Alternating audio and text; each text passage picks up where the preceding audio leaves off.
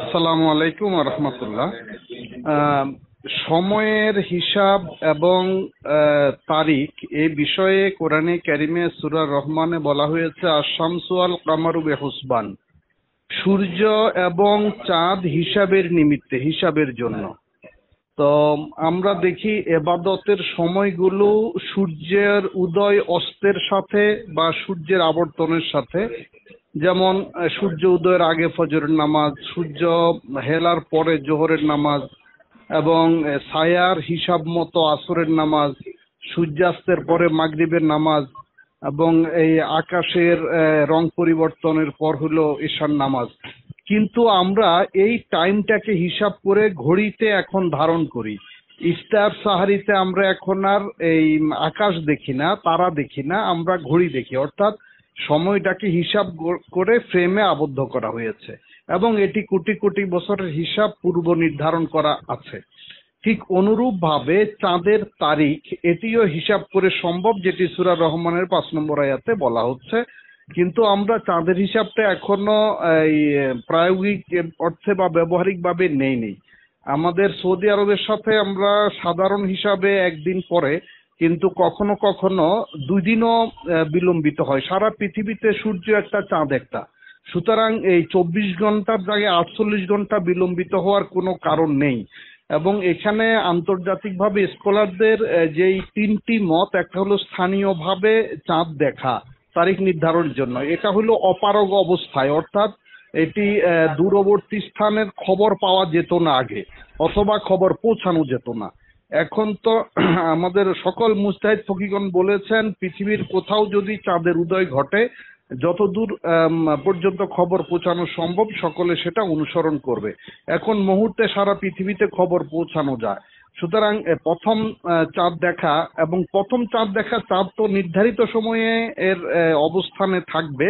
তো এটার জন্য আমরা যদি হিসাবটাকে নেই, যেমন সূর্যের হিসাবটাকে আমরা ঘড়িতে আবদ্ধ করেছি বা সেটা আমরা অনুসরণ করছি, ইফতার সাহারি উদয় অস্ত সবসময় আমরা ঘড়ি দেখছি, ঠিক এরকম চাঁদের যে হিসাব তারিখ, উদয় অস্ত কোথায়, যেমন অমাবস্যা, পূর্ণিমা, সূর্যগ্রহণ, চন্দ্রগ্রহণ, এগুলো একবারে পূর্ব নির্ধারিত, 1 সেকেন্ড এদিকে দিক হয় না।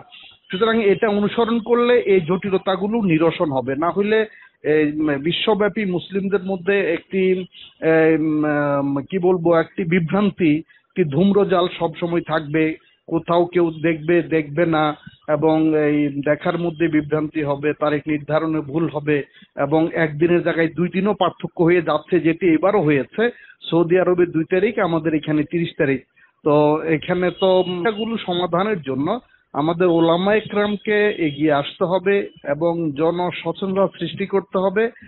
আর রাষ্ট্রীয়ভাবে রাষ্ট্রীয় দায়িত্বশীল যারা, তারা এই পজিটিভ পদক্ষেপ নিতে হবে, তবে এগুলো সমাধান হবে। আমি আবারও বলছি, আল্লাহ তাআলা বলেছেন আশ-শামসু ওয়াল কামারু বিহুসবান, চাঁদ এবং সূর্য উভয় হিসাবের নিমিত্তে।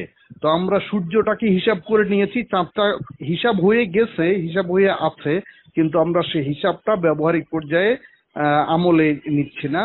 তো আমরা আশা করছি অচিরেই ওলামা ইকরামের দিক নির্দেশনায় জনগণ সচেতন হবেন এবং এই সমস্যাগুলো সামনে থাকবে না ইনশাল্লাহ।